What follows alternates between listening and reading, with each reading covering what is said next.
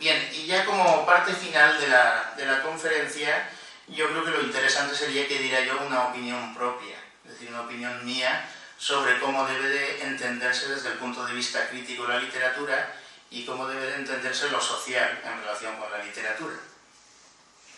Entonces yo creo que lo mejor en este sentido deberían servirnos todas estas teorías para algo. Por ejemplo, para orientar la acción creadora del escritor, por un lado, para hacerla más fluida en relación con la sociedad, para no cometer errores de bulto en la perspectiva a la hora de escribir un texto, o para aconsejar al público lector haciéndole distinguir lo que es mejor o lo que es peor en literatura. Ante todo, quiero advertir que en realidad yo no voy a dar soluciones categóricas porque estas no existen, pero sí intentar que el sentido o la armonía estética de una obra esté en consonancia con los elementos externos de la comunicación.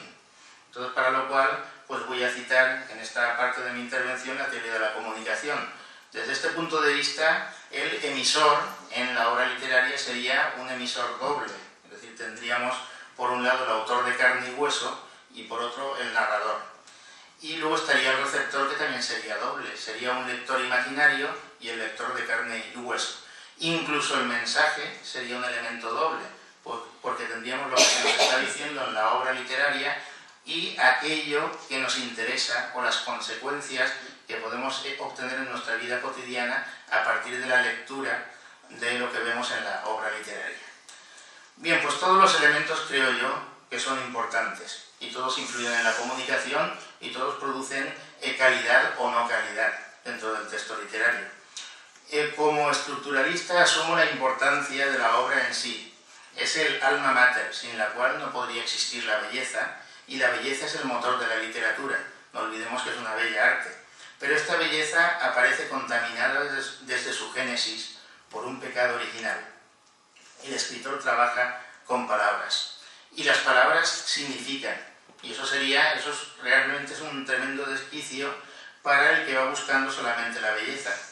Por otro lado, la problemática del mundo y su contemplación nos llevan a dar cuenta de sus imperfecciones, que son una contradicción con esa armonía factible, con esa perfección dentro del humano que va buscando el autor, que tiene como eje o como guía la búsqueda de la belleza absoluta. Tal vez la literatura perfecta sea aquella que invente la cuadratura del círculo, es decir, la que sopese los imponderables, los pros y los contras de lo que es beneficioso y lo que es un lastre, y así constituir un texto armónico con el mundo, pero también con su propia naturaleza intrínseca.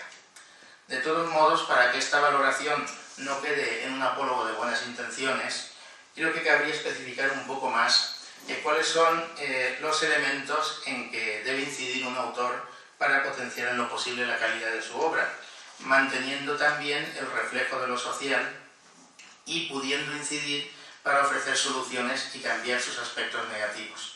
Vamos a desglosar una propuesta por niveles basada en la teoría de la comunicación.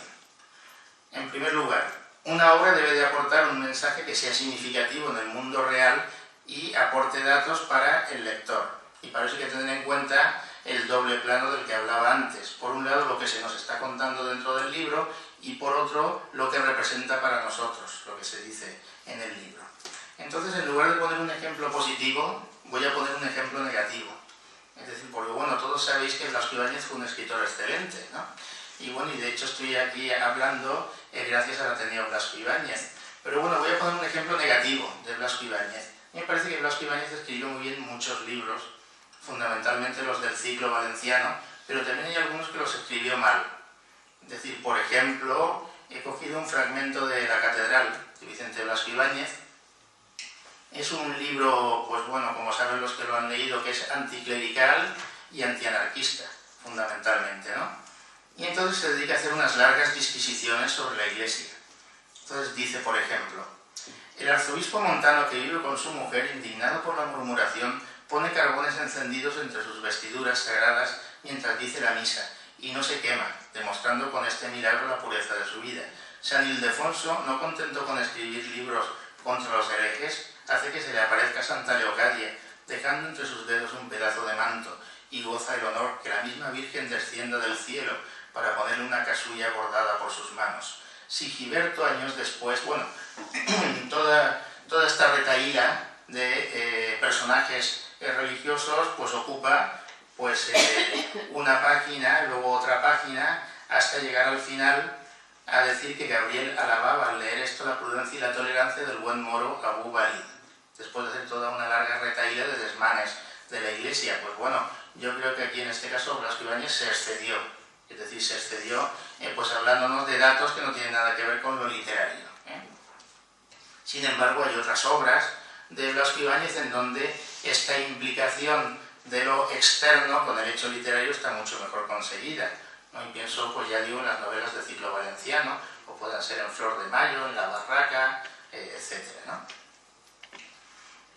Bueno, en segundo apartado, el autor y el narrador también deben de cuidar la perspectiva y el punto de vista para conseguir un efecto de coherencia. También debería de manejar con atención los recursos modalizadores del texto. Por ejemplo, esto está lleno de ejemplos, he cogido un fragmento de Miau, de Benito Pérez Galdós, en donde observo que hay un magistral tono objetivo en el lenguaje, mediante el cual el narrador se está distanciando y manejando la tercera persona da pie a un estilo que refleja el mundo, pero a su vez es un estilo muy bello, es decir, exulta de belleza. Entonces, pues eso lo podemos demostrar leyendo un pequeño fragmento de Miau, de Benito Pérez Galdós. Es un fragmento del capítulo 37. En la escalera de anchos peldaños desembocaban, como afluentes que engrosan el río principal, las multitudes que a la misma hora chorreaban de todas las oficinas. Contribuciones y propiedades descargaban su personal en el piso segundo. Descendía la corriente uniéndose luego a la numerosa grey de secretaría, tesoro y aduanas. El humano torrente, haciendo un ruido de 1000 demonios de peldaño en peldaño, apenas cabía en la escalera, y mezclábanse los pisotones con la charla gozosa y chispeante de un día de paga. En los oídos de Villamil añadíase al murmullo inmenso el tintineo de los duros, recién guardados en tanta faltriquera. Pensó que el metal de los pesos debía de estar frío aún, pero se calentaría pronto al contacto del cuerpo, y aún se derretiría el de las necesidades. Al llegar al vasto ingreso que separa del pórtico la escalera, veíanse en los patios de derecha e izquierda fluir las muchedumbres de impuestos, tesorería y giro mutuo, y antes de llegar a la calle las corrientes se confundían. Las capas deslucidas abundaban más que los raídos gabanes, pero también los había flamantes y chisteras lustrosas, destacándose entre la muchedumbre de hongos chafados y verdinegros.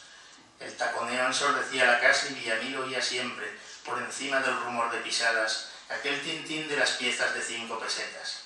Hoy, se dijo, echando toda su alma en un suspiro, han dado casi toda la paga en duros nuevecitos, y algo en pesetas dobles con el puño de Alfonso. Al desaguar la corriente en la calle, iba cesando el ruido, y el edificio se quedaba como vacío, solitario, lleno de un polvo espeso levantado por las pisadas. Pero aún venían de arriba destacamentos rezagados de las multitudes oficinescas. Sumaban entre todos 3.000 pagas de diversa cuantía que el Estado lanzaba al tráfico, devolviendo por modo parabólico al contribuyente parte de lo que sin piedad le saca. La alegría del cobro, sentimiento característico de la humanidad, daba a la caterva aquella un aspecto simpático y tranquilizador. Era sin duda una honrada plebe anodina, curada del espanto de las revoluciones, sectaria del orden y la estabilidad, pueblo con gabán y sin otra idea política que asegurar y defender la pícara olla, proletariado burocrático, lastre de la famosa nave, masa resultante de la hibridación del pueblo con la mesocracia, formando el cemento que traba y solidifica la arquitectura de las instituciones.